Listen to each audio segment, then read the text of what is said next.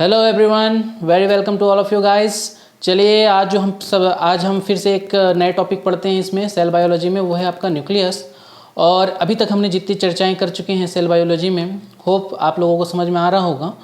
और एग्ज़ाम के point of view से देखा जाए तो मैं उन सारे की पॉइंट्स को कवर करने की कोशिश कर रहा हूँ जो एग्ज़ाम में आ सकता है। ठीक है, हम बहुत ज़्यादा डीप में नहीं जा सकते हैं और हमको जाना भी नहीं है, क्योंकि हमको सिर्फ उतना ही चीज़ पढ़ना है जितना हमारे आवश्यकता है। तो चलिए देखते हैं न्यूक्लियस क्या है। तो न्यूक्लियस या केंद्रक, ठीक है, ये जो होता है आपका क्या है, सेंट्रल रूम ऑफ सेल बोलते हैं इसको। सेंट्रल रूम ऑफ सेल हम क्यों बोल रहे हैं? क्योंकि जो सेल में की जो क्रियाविधि है उसका जो नियंत्रण होता है वो कहाँ से होता है? इस न्यूक्लियस से होता है। और उसका अगर हम परफॉर्मेंस की बात करें, फंक्शन की बात करें, वो कहाँ होता है? वो साइटोप्लाज्म में होता है। तो इसलिए हमने क्या कहा, न्यूक्लियस को central room of cell. Okay, अब देखिए यह जो न्यूक्लियस है कैसे खोजा गया होगा, तो इसकी डिस्कवरी के बारे में है रॉबर्ट ब्राउन, जिन्होंने सबसे पहले इसे ऑर्चिड के रूट सेल में देखा। तो इस तरह से इसकी डिस्कवरी हुई किसकी? न्यूक्लियस की। तो इस न्यूक्लियस की स्टडी को हम लोग जानते हैं कैरियोलॉजी के नाम से। तो याद रखना, न्यूक्लियस की स्टडी को हम क्या बोलते हैं? कैरियोलॉजी। और सेल की स्टडी को हम क्या बोलते हैं? साइटोलॉजी। ठीक, डिस्कवरी के बारे में क्या याद रखना है आपको? सेल की डिस्कवरी की थी किसने? रॉबर्ट हुक ने। और न्यूक्लियस की खोज किसने की थी? रॉबर्ट ब्राउन ने। तो ये दो नाम जो है आपका रॉबर्ट हो रहा है, तो इसको बिल्कुल याद रखेंगे। हुक जिसने सेल खोजा, ब्राउन जिसने न्यूक्लियस खोजा। ओके, अब देखिए यह जो न्यूक्लियस है आपको कहाँ प्रेजेंट मिलता है। अब अगर प्रोकैरियोटिक की बात करें तो प्रोकैरियोटिक्स में जैसे कि जीवाणु है, बैक्टीरिया, यानी कि आप नीलहरित सवाल है वहाँ देखेंगे तो ये जो न्यूक्लियस है वो क्या होगा? एब्सेंट होगा या अविकसित होगा। तो इस तरह से क्या मान के चलिए कि वहाँ होता नहीं है। दूसरी बात, यूकैरियोटिक्स में आपको देखने को मिलेगा, यूकैरियोटिक्स में सब में होता है। ठीक है, और किसी किसी में क्या होता है, ये न्यूक्लियस एब्सेंट होता है, जैसे कि आपका आरबीसी सेल में क्या होता है? न्यूक्लियस एब्सेंट होता है। इसी तरह शरीर की जो त्वचा होती है और आँखों के ऊपर का जो लेयर होता है वहाँ पर जो कोशिकाएं पाई जाती हैं वहाँ भी केंद्रक का अभाव होता है। ठीक, तो ये पॉइंट याद रखेंगे। दूसरा, अगर आप यूकैरियोटिक्स में मैंने कहा दिया आरबीसी में एब्सेंट होता है, और प्लांट में देखिए कहाँ एब्सेंट होता है? प्लांट में फ्लोएम सेवे ट्यूब में। तो फ्लोएम सेवे ट्यूब में क्या होता है? ये जो न्यूक्लियस होता है वो क्या होता है? एब्सेंट होता है। अगर हम स्ट्रक्चर की बात करें, न्यूक्लियस के स्ट्रक्चर की बात करें, तो देखिए ये जो आपको दिख रहा है ये क्या है? उसका मेम्ब्रेन है। ठीक है, ये कैसा मेम्ब्रेन है? डबल स्ट्रक्चर्ड मेम्ब्रेन है। ठीक, बाहर वाले को हमने कहा आउटर मेम्ब्रेन, इनर साइड वाला कहा क्या कहेंगे हम लोग? उसको इनर मेम्ब्रेन कहेंगे। इसमें बहुत से पोर्स होते हैं। ठीक, अब देखिए, और इसका जो बीच का जो स्पेस होता है इसको हम लोग बोलते हैं पेरीन्यूक्लियर स्पेस, जो कि 150 से 300 या 300 एंगस्ट्रॉन के मध्य होता है। और 1 एंगस्ट्रॉन कितना होता है? 10⁻⁻10 मीटर। ठीक, और इस जो न्यूक्लियस है, ठीक है, इसके अंदर क्या भरा होता है? न्यूक्लियोप्लाज्म या कैरियोप्लाज्म या न्यूक्लियोसेप भरा होता है। ठीक, और उस न्यूक्लियोसेप में क्या प्रेजेंट है आपका? ये जो धागानुमा संरचना दिख रही है क्या है आपका? क्रोमेटिन है। और ये जो काला काला दिख रहा है क्या है? न्यूक्लियोलस है। न्यूक्लियोलस मतलब केंद्रिका, केंद्रक। जो केंद्रक का भी केंद्रक हो उसको क्या बोलते हैं? न्यूक्लियोलस। ओके, अब देखिए एक एक करके हम लोग देखते हैं कि क्या बोल रहा है। अगर आप न्यूक्लियर मेम्ब्रेन की बात करें तो न्यूक्लियर मेम्ब्रेन कैसा है? डबल मेम्ब्रेन स्ट्रक्चर है, मैंने बता दिया। और अगर हम डबल मेम्ब्रेन स्ट्रक्चर की बात करें तो आपको कहाँ कहाँ देखने को मिलता है double membrane structure? Nucleus, mitochondria, chloroplast. तो ये 3 नाम बिल्कुल याद रखिए कि कहाँ पास आपको डबल मेम्ब्रेन स्ट्रक्चर देखने को मिल रहा है। ओके, अब देखिए ये कैसा है, किससे बना है? लाइकोप्रोटीन का बना हुआ है। ये डबल मेम्ब्रेन स्ट्रक्चर किसका बना हुआ है? लाइकोप्रोटीन का बना हुआ है। प्रोकैरियोटिक्स में क्या होता है? ये अविकसित होता है, एब्सेंट होता है, हमने पहले ही बात कर चुके हैं। और ये कैसा होता है? सेलेक्टिव परमिएबल होता है, यानी कि ये चयनात्मक जो होता है, कैसा है? चयनात्मक है, पारदर्शी है। ये सबको अपने में से पारगम्य होने नहीं देगा, आर पार होने नहीं देगा, केवल चयनित चीज़ों को ही अपने से आर पार होने देता है। तो आपका ये क्या है? न्यूक्लियोप्लाज्म है। और यहाँ पास क्या होगा? आउटसाइड में साइटोप्लाज्म है।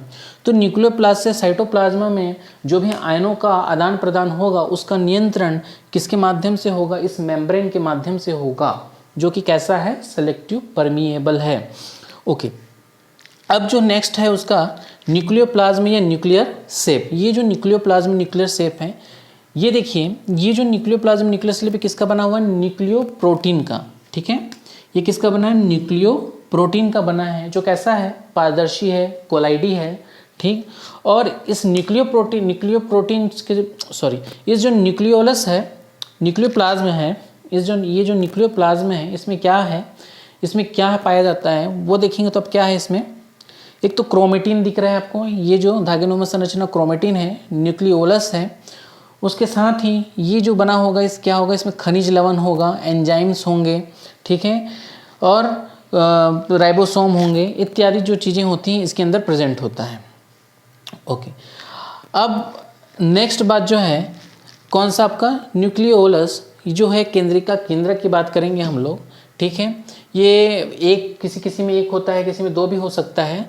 तो न्यूक्लियोलस जो है इसकी डिस्कवरी की थी फोंटाना ने और इसको नाम दिया था बोमेन ने। तो एक तो यार एक आदमी खोजता है, दूसरा आदमी नाम देता है, ये बड़ा कन्फ्यूजन रहता है हमेशा। तो याद रखिए इसका खोजा किसने था? फोंटाना ने, नाम दिया था बोमेन ने।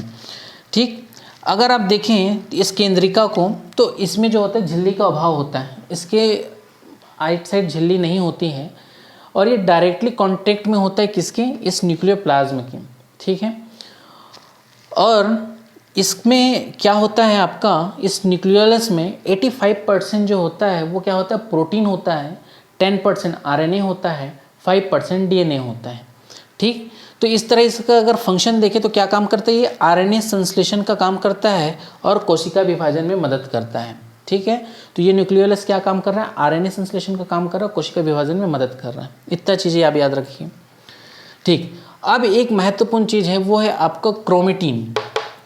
क्रोमेटिन जो कि किसका बना होता है? डीएनए या हिस्टोन प्रोटीन का बना होता है। ठीक है, क्रोमेटिन जो कि डीएनए हिस्टोन प्रोटीन का बना होता है, जो इस न्यूक्लियोप्लाज्म में उपस्थित है, धागेनुमा संरचना है। ठीक है, और यही क्रोमेटिन आगे जाके क्या बनता है? क्रोमोसोम बनता है। ठीक है, कोशिका विभाजन के समय ये क्रोमेटिन क्या होगा? सेपरेट होंगे, उसके बाद कंडेंस होंगे, छोटे और मोटे होके फिर क्या बनेंगे? ये क्रोमोसोम का निर्माण करते हैं। ठीक है, तो ये जो है क्या है? आपका जेनेटिक मटेरियल है। यहीं से क्या होगा? आपका जो होगा अनुवांशिक गुण का जो ट्रांसफ़र होता है आपका क्या होगा? इसी क्रोमेटिन की धागे के माध्यम से होता है, जिसमें क्या है? जो आगे जाके क्या बनेगा? क्रोमोसोम बनेगा। ठीक, तो ये क्या है आपका? डीएनए, और इस पे क्या होता है? ऐसा हिस्टोन प्रोटीन लगा होता है मोतियों जैसा। ठीक है, ये जो क्या होता है आपका? हिस्टोन प्रोटीन मोतियों जैसा लगा होता है। ठीक, इसको हम लोग क्या बोलते हैं? क्रोमोमेयर्स ऐसा कुछ बोलते हैं। ठीक है, तो ये क्या हो गया? डीएनए है, और डीएनए पे क्या है? ये हिस्टोन प्रोटीन जो होगा मोतियों जैसा लगा होता है। इसको आगे हम लोग और पढ़ेंगे डीएनए और क्रोमोसोम को, तब वो हमें पूरा डिटेल में बताऊंगा ये क्या है। तो अभी आप सिर्फ ये याद रखेंगे क्रोमेटिन जो कि डीएनए और हिस्टोन प्रोटीन का बना होता है, और ये क्या काम कर रहा है? इसकी जेनेटिक मटेरियल जो है ये प्रोवाइड करता है। ठीक है, और यही आगे जाके क्या बनेगा? क्रोमोसोम बनेगा। तो ये जो थी मुख्य बातें थी हमारी न्यूक्लियस की, जो हमको समझना था।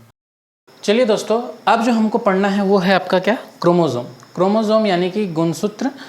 अब ये क्रोमोसोम होता क्या है और इसका निर्माण कैसे हुआ, इसकी क्या मुख्य बातें वो हम देखते हैं। देखिए, क्रोमोसोम हमने जो पढ़ा था, क्या पढ़ा था? सेल पढ़ा था। सेल में हमने देखा कि ये एक देखिए सेल है, सेल के अंदर क्या होता है? न्यूक्लियस केंद्रक होता है, और उस केंद्रक में कुछ जेनेटिक मटेरियल होते हैं जिसको हम क्या बोलते हैं? क्रोमेटिन बोलते हैं। ठीक, यह क्रोमेटिन क्या होता है? यह क्रोमेटिन जो होता है डीएनए और हिस्टोन प्रोटीन से मिलकर बना होता है।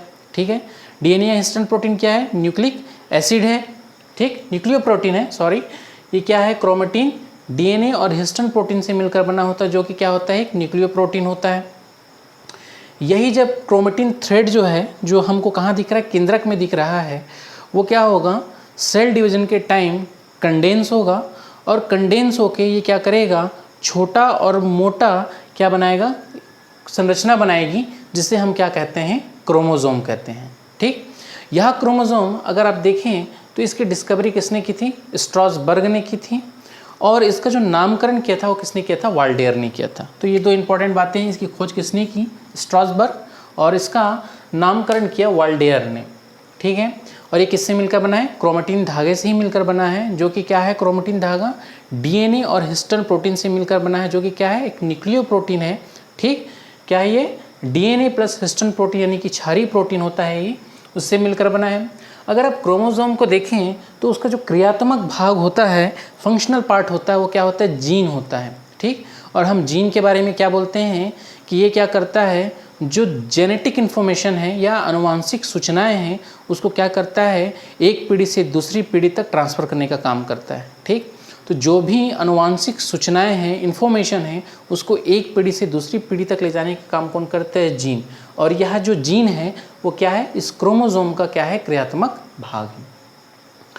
अगर हम इसके स्ट्रक्चर की बात करें, ठीक, अगर हम इसके स्ट्रक्चर की बात करें क्रोमोसोम की, तो आप देखेंगे कि ये एक मैंने क्रोमोसोम बनाया हुआ है। ठीक है, क्रोमोसोम को देखें तो इसके अंदर क्या होगा, ये क्रोमेटिन धागा है जिसमें हिस्टोन प्रोटीन जुड़ा हुआ है। यहाँ देखिए, ठीक, क्रोमेटिन धागा है, ये क्रोमेटिन थ्रेड है। ठीक, डीएनए है, डीएनए क्या क्रोमेटिन के डीएनए में क्या जुड़ा हुआ है? आपका हिस्टोन प्रोटीन लगा हुआ है।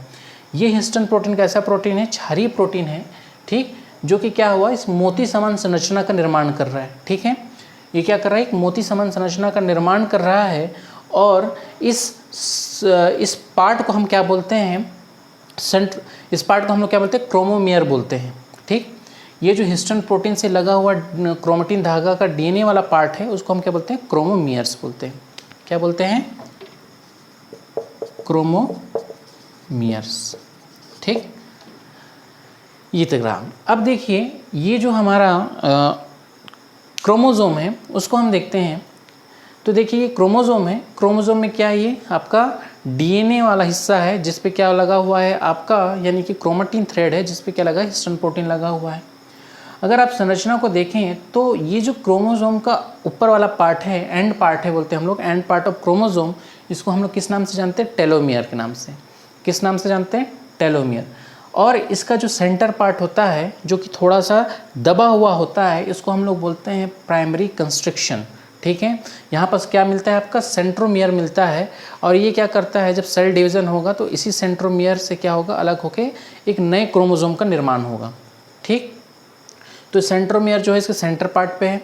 ठीक है, अब देखिए, कुछ जो क्रोमोसोम्स होते हैं वहाँ पर क्या होता है, एक और संरचना मिलती है जिसको हम लोग बोलते हैं सेकेंडरी कंस्ट्रिक्शन। ठीक है, ये देखिए, कुछ क्रोमोसोम्स ऐसे भी होते हैं जहाँ पर एक और टाइप की संरचना मिलती है जिसको हम लोग क्या बोलते हैं? Secondary constriction. ये देखिए, ये क्रोमोसोम है, इसके अपर पार्ट में एक और कंस्ट्रिक्टेड रीजन है जिसको हम लोग क्या बोल रहे हैं? Secondary constriction. और इसको हम लोग क्या बोलते हैं? सैटेलाइट। क्या बोलते हैं? सैटेलाइट। ठीक है, ये आपका प्राइमरी कंस्ट्रिक्शन हिस्सा है और ये आपका सेकेंडरी कंस्ट्रिक्शन हिस्सा है। मैं किसकी बात कर रहा हूँ? क्रोमोसोम की। ठीक है, अब देखिए, आपको पता है कि ह्यूमन क्रोमोसोम की संख्या कितनी होती है? 46 होती है। कितनी होती है? 46। 46 में जो है आपका क्रोमोसोम नंबर है 13, 14, 15, 21 और 22। 13, 14, 15, 21 और 22। तो ये क्या होते हैं? क्रोमोसोम जो होते हैं इसमें आपको मिलेगा सेकेंडरी कंस्ट्रिक्शन यानी कि सैटेलाइट प्रेजेंट होता है। ठीक, 13, 14, 15, 21 और 22, जहाँ पर क्या मिलेगा आपको? सैटेलाइट प्रेजेंट होगा। तो ये कुछ मुख्य बातें थी क्रोमोसोम की। तो क्रोमोसोम के बारे में यही याद रखना कि इसका डिस्कवरी किसने की? स्ट्रॉसबर्ग ने। नामकरण वाल्डेयर ने दिया है। इसका क्रियात्मक भाग जीन है। ये किसका बना होता है? ये क्रोमेटिन धागे से मिलकर बना होता है, कंडेंस होकर। और ये क्रोमेटिन धागा क्या है? डीएनए और हिस्टोन प्रोटीन से मिलकर बना होता है। कुछ बेसिक्स इसके स्ट्रक्चर के बारे में जानना है। इसका end of the part telomere है, सेंटर पे सेंट्रोमियर है, इसका प्राइमरी कंस्ट्रिक्शन साइट है, इसमें एक सेकेंडरी कंस्ट्रिक्शन साइट है जिसको हम लोग क्या बोलते हैं? सैटेलाइट बोलते हैं। इत्यादि बातें हमको समझना था। ठीक, तो ये रहा आपका क्रोमोसोम। अब हमको जो देखना है वो है हमारा डीएनए। डीएनए के बारे में हम थोड़ा देखते हैं, उसके कुछ बेसिक्स पॉइंट्स को हम जानते हैं, जो फैक्चुअल पार्ट है, जो कोई एग्जाम्स के दृष्टिकोण से महत्वपूर्ण है। चलिए, अब हम लोग देखते हैं डीएनए के स्ट्रक्चर को देखते हैं और डीएनए में क्या क्या मुख्य बातें हैं वो भी समझते हैं। तो देखिए, डीएनए जो होता क्या होता है? डीऑक्सीराइबो न्यूक्लियस होता है डीएनए।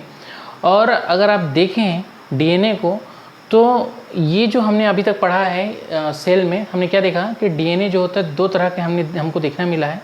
एक होता है सर्कुलर और एक होता है हमारा क्या? हेलिकल स्ट्रक्चर टाइप का जो होता है वो हमको देखने मिला था। सर्कुलर आप कहाँ देखते हैं? स्ट्रक्चर माइटोकॉन्ड्रिया क्लोरोप्लास्ट में, यानी कि प्रोकैरियोट्स में देखते हैं। और यूकैरियोट्स में जो होता है आपको वो कैसे टाइप का देखने को मिल रहा है? हेलिकल स्ट्रक्चर टाइप का हम लोग को देखने को मिलता है, सर्पिलाकार देखने को मिलता है। ठीक है, अगर डीएनए की हम खोज के बारे में बात करें कि ये जो स्ट्रक्चर की खोज किसने की थी, इस वाटसन एवं क्रिक ने, ठीक है। ये संरचना की खोज किसने की थी, वाटसन एवं क्रिक ने 1953 में इन्होंने इसको डिस्कवर किया था और 1962 में उनको इसके लिए क्या मिला था, नोबेल प्राइज़ मिला था। ये तो हो गया आपका बेसिक इन्फॉर्मेशन डीएनए का। अब देखिए हम बोलते हैं कि डीएनए जो होता है वो क्या होता है, न्यूक्लियोप्रोटीन है। कैसा है, न्यूक्लियोप्रोटीन है। न्यूक्लियोप्रोटीन कहने का मतलब ये है कि डीएनए जो है वो किससे मिलकर बना है, न्यूक्लियोटाइड से मिलकर बना है। और ये न्यूक्लियोटाइड क्या होता है वो हम देखेंगे। देखिए डीएनए जो है वो क्या है, पॉलीन्यूक्लियोटाइड है, ठीक, पॉलीन्यूक्लियोटाइड है। जिस तरह से पॉलीमर होता है वहाँ क्या होगा, बहुत सारे मोनोमर्स जुड़कर क्या बनाते हैं, पॉलीमर बनाते हैं। उसी तरह यहाँ क्या होता है, बहुत सारे न्यूक्लियोटाइड जुड़कर क्या होते हैं, डीएनए बनाएंगे। इसलिए हम डीएनए को क्या बोलते हैं, पॉलीन्यूक्लियोटाइड। अब देखिए ये पॉलीन्यूक्लियोटाइड क्या होता है, तो हम देखते हैं कि जो डीएनए की हम देखते हैं कि जो पॉलीन्यूक्लियोटाइड है वो उसमें बेसिकली 3 चीज़ें होती हैं। एक तो होता है नाइट्रोजीनियस बेस यानी कि नाइट्रोजनी क्षार, दूसरा जो होता है उसमें क्या होगा आपका फॉस्फेट होगा, और तीसरा होगा आपका शुगर। तो ये 3 मुख्य चीज़ें हैं जो किस में प्रेजेंट होता है, इस न्यूक्लियोटाइड में, ठीक है, न्यूक्लियोटाइड में नाइट्रोजनीय क्षार, शर्करा, शुगर और फास्फोरिक एसिड। अब देखिए नाइट्रोजनी क्षार में इसको भी 2 भागों में क्लासिफाई किया गया है। एक तो होता है प्यूरिन और एक होता है पिरामिडिन, ठीक, प्यूरिन और पिरामिडिन। इस प्यूरिन के अंतर्गत आता है एडेनिन और गुआनिन, ठीक, और पिरामिडिन के अंतर्गत आता है थायमिन और साइटोसिन, ठीक। तो आप अगर देखेंगे तो डीएनए के स्ट्रक्चर में जो नाइट्रोजनस क्षार होता है वो क्या होता है आपका, एडेनिन, गुआनिन, थायमिन और साइटोसिन, ये याद रखेंगे।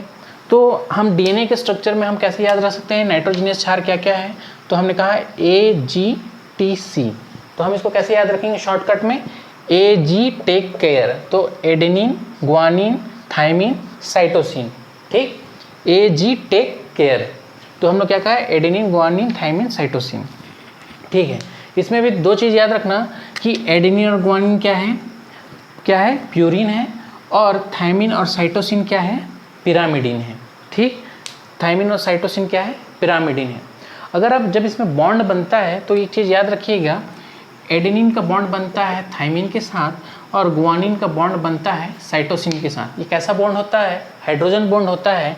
एडेनिन थायमिन के साथ डबल बॉन्ड बनाता है और गुआनिन जो है साइटोसिन के साथ क्या बनाता है, ट्रिपल बॉन्ड बनाता है। किस तरह का बॉन्ड होता है, ये हाइड्रोजन बंद होता है, ठीक, ये बात याद रखिए। दूसरा है आपका शर्करा, इसमें क्या होगा, शुगर प्रेजेंट होगा, जो कि क्या होगा, 5 कार्बन वाला शुगर होगा, पेंटोज होगा, ठीक। तो शुगर किस तरह का होगा, 5 कार्बन वाला शुगर होगा, पेंटोज होगा, और इसमें क्या प्रेजेंट होगा, फास्फोरिक एसिड। तो ये क्या है आपका न्यूक्लियोटाइड है, और ये हमारा क्या है, डीएनए है, ये उसमें प्रेजेंट भाग है। देखिए न्यूक्लियोटाइड आपने देखा, ऐसा ही एक होता है न्यूक्लियोसाइड। न्यूक्लियोसाइड में क्या होगा आपका, ठीक, न्यूक्लियोसाइड में क्या होता है, ये जो आपका फास्फोरिक एसिड है ये प्रेजेंट नहीं होगा। बाकी शर्करा और नाइट्रोजनियस क्षार प्रेजेंट होता है, केवल क्या प्रेजेंट नहीं होगा, फास्फोरिक एसिड प्रेजेंट नहीं होगा, किसमें, न्यूक्लियोसाइड में, ओके। अब देखिए एक चीज़ और हमने पढ़ा, डीएनए और आरएनए। तो डीएनए और आरएनए में एक बेसिक डिफरेंस क्या होता है, उसके नाइट्रोजनियस क्षार का होता है। यहाँ पर जो थायमिन होता है, यहाँ जो हमने पढ़ा थायमिन होता है, तो वही आरएनए में क्या होगा, यूरेसिल होता है। इसके जगह क्या होगा, यूरेसिल, ठीक है। ये बस याद रखेंगे कि आरएनए में क्या होता है, इस थायमिन की जगह यूरेसिल होता है, ठीक, ओके। अब हम देखते हैं कि जो डीएनए का स्ट्रक्चर है उसके बारे में बात करते हैं कि इसके स्ट्रक्चर किस तरह से है। तो देखिए डीएनए के स्ट्रक्चर में देखिए ये इसकी एक बेसिक स्ट्रक्चर है, जहाँ पर क्या हो रहा होगा, आपका जो फॉस्फेट है और शुगर जो है इस नाइट्रोजन से लगा हुआ है, और ये जो फॉस्फो एसिड है वो क्या हो रहा है, यहाँ से फॉस्फो एसिड के माध्यम से ये क्या हो रहा होगा, जुड़ा होगा, ठीक। ये बेसिक स्ट्रक्चर है, इसके बारे में हमको नहीं देखना है उतना। हमको जो देखना है वो है कि डीएनए में जो महत्वपूर्ण बातें हैं वो हमको समझना है। तो देखिए डीएनए में क्या है, ये मेरे पास एक डबल हेलिकल स्ट्रक्चर है, ठीक। अगर मैं देखूँ डीएनए का, तो इसमें हम क्या बात कर रहे हैं कि इसके एक टर्न में, ठीक, एक टर्न में, एक टन में, ठीक, एक टन में क्या होता है 10 नाइट्रोजीनियस बेस होते हैं। क्या बोल रहा हूँ मैं, डीएनए के एक टन में 10 नाइट्रोजीनियस बेस होता है, ठीक। और इसका जो लेंथ होगा 1 टन का वो कितना होगा 34 एंगस्ट्रॉन होगा। लेंथ कितना होगा 34 एंगस्ट्रॉन होगा। तो हम क्या बोल सकते हैं कि दो नाइट्रोजीनियस बेस के बीच का डिफरेंस कितना होगा, डिस्टेंस कितना होगा 3.4 एंगस्ट्रॉन, ठीक है। दो नाइट्रोजीनियस बेस के बीच का वो कितना होगा 3.4 एंगस्ट्रॉन। कैसे निकाले हमने, ये जो 34 एंगस्ट्रॉन था, टोटल लेंथ था 1 टन का, उसको 10 से डिवाइड कर दोगे तो आपको दो नाइट्रोजीनियस बेस के बीच का लेंथ मिल जाएगा, जो कि कितना होगा 3.4 एंगस्ट्रॉन होता है। अगर इसकी मैं डायमीटर की बात करूं इस हेलिकल स्ट्रक्चर की, तो ये कितना है 20 एंगस्ट्रॉन। कितना है 20 एंगस्ट्रॉन। तो हमको यही बेसिक बात याद रखना है कि 1 टन में 10 नाइट्रोजीनियस बेस होते हैं, इसका लेंथ 34 एंगस्ट्रॉन होता है। दो नाइट्रोजीनियस बेस के बीच का जो लेंथ होता है वो कितना होता है 3.4 एंगस्ट्रॉन होता है, और इसका जो डायमीटर होता है वो होता है 20 एंगस्ट्रॉन होता है। 1 एंगस्ट्रॉन कितना होता है 10⁻⁻10 मीटर होता है। तो ये जो होता है आपको बेसिक बातें हैं डीएनए का, इसको याद रखना है कि डीएनए किससे मिलकर बना है, नाइट्रोजनस क्षार, शर्करा और फास्फोरिक एसिड से मिला है। ये क्या है आपका न्यूक्लियोटाइड है, ठीक। और डीएनए में क्या होता है प्यूरिन और पिरामिडिन होता है, जिसमें प्यूरिन में एडेनिन और ग्वानिन होता है और पिरामिडिन में थाइमिन और साइटोसिन पाया जाता है। तो ये कैसे बनता है, एडेनिन थाइमिन के साथ ग्वानिन साइटोसिन के साथ बॉन्ड बनाता है। ये डबल बॉन्ड बनाएगा, ये ट्रिपल बॉन्ड बनाएगा। और इसको हम कैसे शॉर्टकट से याद रखेंगे, AG take care, AG take care से याद रखना, AG टेक केयर, ओके, ठीक है। तो यहाँ तक की मुख्य बातें थी जो हमको समझना था, ओके। अब इसके बाद हमको जो पढ़ना है महत्वपूर्ण बात है वो है हमारा सेल डिवीज़न। तो हम सेल डिवीज़न को देखेंगे नेक्स्ट लेक्चर में।